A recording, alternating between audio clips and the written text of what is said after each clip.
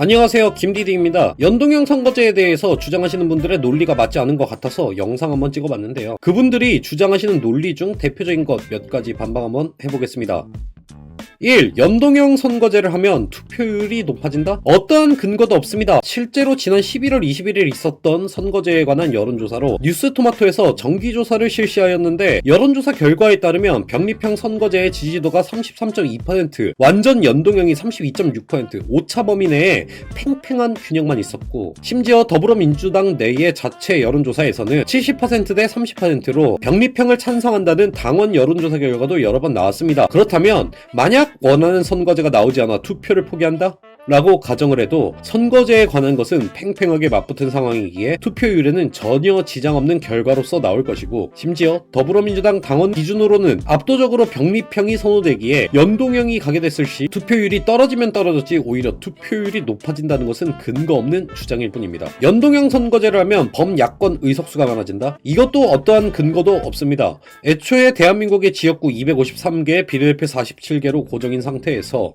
국민의힘이 우세인 지역구를 정리해보았을 때 최근 3번의 총선을 종합하고 최근 여론조사 등을 반영하여 판단했을 시 국민의힘이 지역구에서 차지할 의석은 경상도에서 약 60석, 강원도에서 8석, 서울 5개에서 7개, 경기도 4개, 인천 2개, 충청도 8석으로 지역구에서 약 80석 후반에서 90석 초반대의 의석을 얻게 됩니다. 근거로 1월 29일 여론조사 꽃에서 발표한 부산 지역구 여론조사 결과에 따르면 경합지도 많지만 실제로 한 석밖에 승리하지 못하는 결과가 나오기도 했습니다. 결국 국민의힘이 강세인 지역구에서 정권심판 여론 등을 통하여 이기는 것이 의석수가 늘어나는 것이지 제도를 바꾼다고 의석수가 느는 것은 사실이 아닙니다. 세 번째, 민주당이 정권심판 여론에 비해 당 지지율이 떨어지기 때문에 연동형을 해야 된다? 이것도 근거 없는 말입니다. 정권심판 여론이 조사기관마다 차이는 있지만 약 55%에서 60%, 민주당 지지율은 43에서 52%까지 나오는 결과들이 있습니다. 약 12에서 20% 차이 나는 이 나머지 정권심판론에 대한 지지율을 민주당에